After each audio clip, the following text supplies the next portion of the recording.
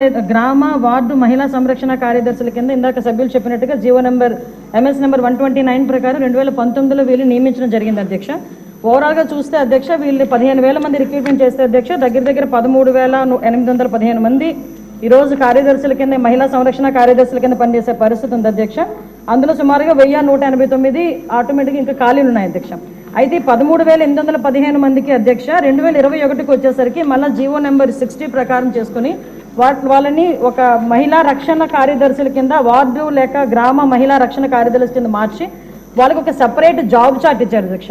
Job చార్ట్లో కూడా అధ్యక్ష చూస్తే పోలీస్ డిపార్ట్మెంట్ ఇందాక కోన రవికుమార్ గారు సభ్యులు చెప్పినట్టుగా ఒక చీఫ్ సెక్రటరీకి ఎన్ని బాధ్యతలు ఉంటాయి అన్ని బాధ్యతలు కూడా ఒక గ్రామ మహిళా సంరక్షణ కార్యదర్శికి అప్పచెప్పడం అన్నది చూస్తేనే అధ్యక్ష వీళ్ళ తాలూకు అవివేకం అన్నది లాస్ట్ గవర్నమెంట్ తాలూకు అవివేకం అన్నది చాలా క్లియర్గా అర్థమవుతుంది అధ్యక్ష. ఎందుకంటే అధ్యక్ష ఈ రోజు మనం ఇక్కడ చూసుకుంటే అధ్యక్ష పోలీస్ డిపార్ట్మెంట్లో ఒక ఉద్యోగం సాధించాలంటే వాళ్ళు శారీరక దారుఢ్య పరీక్షలు వాళ్ళు నెగ్గాలి, రిటర్న్ టెస్ట్ వాళ్ళ ఎగ్జామ్ పాస్ అవ్వాలి, 9 months ట్రైనింగ్ కఠోరమైన ట్రైనింగ్ ఉంటుంది అధ్యక్ష. కఠోరమైన ట్రైనింగ్ తర్వాతనే ఆ పోలీస్ కానిస్టేబుల్స్ కింద వాళ్ళు అందరూ కూడా బయటకు వచ్చి పోలీస్ డిపార్ట్మెంట్ వర్క్ చేసే పరిస్థితి ఉంటుంది అధ్యక్ష. కానీ వీళ్ళని మహిళా రక్షణ కార్యదర్శి కింద ఏర్పాటు చేసిన తర్వాత కేవలం 2 వారాలు వాళ్ళకి ట్రైనింగ్ ఇచ్చి ఒకటేమో ఒక వారం పోలీస్ డిపార్ట్మెంట్ వాళ్ళు ఇంకొక వారం ఐసిడిఎస్ డిపార్ట్మెంట్ వాళ్ళు ట్రైనింగ్ ఇచ్చి ఓవరాల్గా చెప్పాలంటే వీళ్ళు గ్రామాల మీదకి వదిలేశారు అధ్యక్ష. వాళ్ళు పంపించిన తర్వాత కూడా వాళ్ళకి ఇష్టాలు కూడా గ్రహించకుండా పోలీస్ డ్రెస్ కూడా వాళ్ళకి వేయటానికి ఇంచుమించుగా పోలీస్ యూనిఫామ్ కూడా వాళ్ళకి వేయాలి అని చెప్పి వాళ్ళు రిస్ట్రిక్ట్ చేస్తే వాళ్ళు కూడా దానికి భయపడి బాధపడి చాలా మంది కోర్టులకు వెళ్ళిన సందర్భాలు కూడా ఉన్నాయి అధ్యక్ష. ఈరోజు కోర్టులో దగ్గర 7 రిట్ పిటిషన్లు మహిళా కార్యదర్శికి సంబంధించి ఆ పోలీస్ డ్రెస్ విషయంలోని కానీ వీళ్ళు జాబ్ చార్ట్ ఒక అవగాహన లేకుండా డబ్బులు ఇచ్చుకొని పెట్టుకున్నాడు కదా. ఆ మేధావులందరూ కలిపి ఆల్రెడీ 12,000 మంది వీళ్ళు పనిచేస్తున్నారు కదా, వీళ్ళని మనం పోలీసుల కింద కన్వర్ట్ చేసేస్తే వాటిని తగ్గించి వచ్చని ఒక ఉచిత సలహా పడేశారు అధ్యక్ష. దానికి వెనకాతలు ఒక పోలీస్ డిపార్ట్మెంట్ మీద ఒక అవగాహన, పోలీస్ రిక్రూట్మెంట్ మీద ఒక అవగాహన, వాళ్ళ తాలూకా జాబ్ చార్ట్ మీద ఒక అవగాహన ఉండుంటే ఇలాంటి పని చేసి ఉండేవారు కాదు అధ్యక్ష. ఈ రోజు వీళ్ళ పరిస్థితి ఏమైపోయిందంటే వీళ్ళు వెళ్ళి రిపోర్ట్ చేయాల్సింది గ్రామ సెక్రటరీకి రిపోర్ట్ చేయాలి. వీళ్ళ అడ్మినిస్ట్రేటివ్ పవర్స్ ఎక్కడ ఉంటాయంటే పోలీస్ డిపార్ట్మెంట్ దగ్గర ఉంటాయి. వీళ్ళకి జీతం ఇచ్చేదేమో ఎంపీడీఓ, లీవ్ ఇచ్చేదేమో ఎంపీడీఓ, మళ్ళా తిరిగి ఒకవేళ ట్రాన్స్ఫర్ అవ్వాలంటే డిపార్ట్మెంట్ కలెక్టర్ దగ్గరికి వెళ్ళాలి అధ్యక్ష. అంటే వీళ్ళకి సంబంధించి ఒక అథారిటేటివ్ ఆఫీసర్ ఒకరు కూడా లేక ఇన్ని డిపార్ట్మెంట్స్తో పోనీ పైకి వచ్చిన తర్వాత ఏదైనా పని చేద్దామంటే వీళ్ళు తాలూకా అంటే పైచి ఎంత పెరిగిపోయిందంటే లాస్ట్ గవర్నమెంట్కి వీళ్ళ చేతే తక్కువ జీతాలు ఇచ్చి ఎక్కువ పని చేయించుకుందామని క్రైమ్ ఆఫ్ ఎఫెన్స్ దగ్గర కూడా కాపాడడానికి కూడా వీళ్ళు తీసుకెళ్లాలంట. నాన్ బెయిలబుల్ వారెంట్లకు సంబంధించి వీళ్ళు సపోర్ట్ చేయాలంట. అక్కడికి వెళ్ళి మహిళా సంరక్షణ కార్యదర్శుల కింద మహిళా రక్షణ కార్యదర్శుల కింద అక్కడ ఉన్న అవగాహన కల్పించడం, లేకపోతే ఐసిడిఎస్ సంబంధించి ఏదైనా మిడ్ డే మీల్స్ చూడడం అంతవరకు ఓకే. ఆఖరికి పోలీస్ డిపార్ట్మెంట్కి వాళ్ళ ఇన్వెస్టిగేషన్లోని కూడా వీళ్ళు హెల్ప్ తీసుకొని చేసుకునే పరిస్థితి కనిపించింది. లాస్ట్ గవర్నమెంట్లో చాలా మంది మాతోనే మొరపెట్టుకున్నారు అధ్యక్ష. మేము ప్రతిపక్షంలో ఉండేటప్పుడు పోరాటాలు చేసేటప్పుడు మాకు సెక్యూరిటీ కింద మమ్మల్ని ఆపడానికి, సెక్యూరిటీ కూడా కాదు మమ్మల్ని ఆపడానికి ఈ మహిళా కానిస్టేబుల్తో పాటు మహిళా పోలీసులు కూడా పంపించేవారు. మేము అడిగేవాళ్ళం మీరెవరమ్మా మహిళా పోలీసా మహిళా కానిస్టేబుల్ అంటే మహిళా పోలీస్ అండి అని. ఇందులో విషయం ఏంటంటే అధ్యక్ష చాలా మంది అయిపోయిన వాళ్ళు ఉన్నారు. మళ్ళీ ఇంకోటి ఏంటంటే ఎంటెక్లు బీటెక్లు చేసుకుని కొంతమంది ఫ్యామిలీస్ పోలీస్ డిపార్ట్మెంట్లోకి కొంతమంది యాక్సెప్ట్ చేస్తారు, కొంతమంది యాక్సెప్ట్ చేయకపోతారు. ఇలాంటి సిచ్యువేషన్స్ అన్నింటిలోని కూడా ఈరోజు వీళ్ళు పడుతున్న బాధ అధ్యక్ష వర్ణనాతీతం. ఇంకొకటి ఇందులో కొసమెరుపు ఏంటంటే ఎన్నో సంవత్సరాల కానిస్టేబుల్ కింద చేస్తే హెడ్ కానిస్టేబుల్ ప్రమోషన్ వస్తుంది. హెడ్ కానిస్టేబుల్ దగ్గర నుంచి ఒక ఏఎస్ఐ, ఎస్ఐ, సిఏ ర్యాంక్ వరకు వెళ్తారు. వీళ్ళు ఎటువంటి రిక్రూట్మెంట్ లేదు, ఎటువంటి శారీరక దృఢ పరీక్షలు లేవు, ఎటువంటి రిటర్న్ టెస్టులు లేవు, ఎటువంటి ట్రైనింగ్స్ లేవు. వీళ్ళకి కూడా మహిళా పోలీస్ దగ్గర నుంచి అప్ టు ఇన్స్పెక్టర్ వరకు కూడా వీళ్ళకి కూడా ఒక ప్రమోషన్ జాబ్ చార్ట్ ఇచ్చేసి ఒక జీవో కూడా రిలీజ్ చేశారు అధ్యక్ష. అంటే వీళ్ళు ఎంత అంటే అవగాహన లేదు.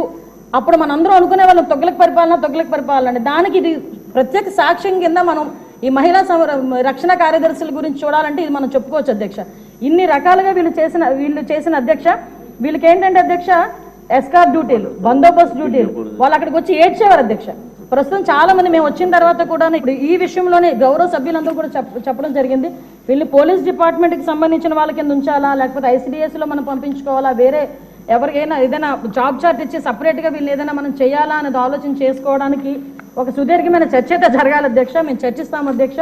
నా అప్పీల్ ఏంటంటే ఇక్కడ గౌరవ సభ్యులందరూ ఉన్నారు, గౌరవ సభ్యులందరూ కూడా ఈ విషయంలోనే మనందరికీ కూడా అవగాహన ఉంది. ఈ గౌరవ సభ్యులందరూ కూడా ఈ విషయంలో, ఈ మహిళా కార్యదర్శుల విషయంలో మనం ఏం చేస్తే వాళ్ళ సేవలు వినియోగించుకునేటట్టుగా ఉంటుందో గౌరవ సభ్యులు ఎవరైనా లిఖితపూర్వకంగా మాకు సూచనలు సలహాలు ఇచ్చినా దాన్ని బేస్ చేసుకొని అదేవిధంగా మనం డిపార్ట్మెంట్ వాళ్ళతో కూడా చర్చించి దీని మీద నిర్ణయం తీసుకొని యాజ్ ఎర్లీ యాజ్ పాసిబుల్ మహిళా కార్యదర్శులకి వాళ్ళకి ఒక మహిళా సంరక్షణ కార్యదర్శులకి ఒక జాబ్ చార్ట్ ఇస్తామని చెప్పి సభ ద్వారా మీ ద్వారా సభకు తెలియజేసుకుంటున్నాను అధ్యక్ష. క్వశ్చన్ నెంబర్ 4 అండి. ఈ క్వశ్చన్ దాసరి సుధ గారు, చంద్రశేఖర్ గారు, రూపకాష్ గారు వైసీపీ ఎమ్మెల్యే గారు క్వశ్చన్ ఇచ్చారు, పాపం రాలేదు అని చెప్పి క్వశ్చన్ వాయిదా చేస్తున్నాను.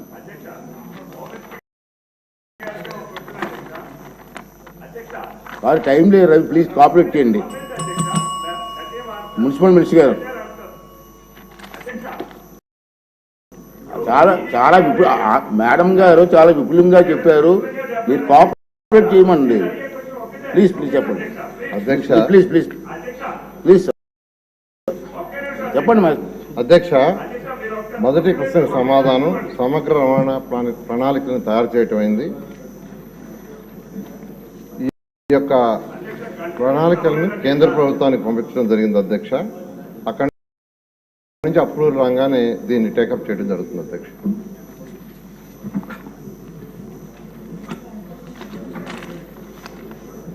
ఎమ్మెల్యే ఉండండి, అయిపోయింది, పాస్ అయిన తర్వాత మీరు కోఆపరేట్ చేయాలి, తప్పదు. పల్లా శ్రీనివాసరావు గారు. ధన్యవాదాలు అధ్యక్ష. అధ్యక్ష, మేము విశాఖపట్నం మెట్రో రైలు పైన వేసినటువంటి ప్రశ్న అధ్యక్ష, ఇది కాంప్రహెన్సివ్ మొబిలిటీ ప్లాన్ రెడీ చేశారా అని మేము అడిగాం అధ్యక్ష.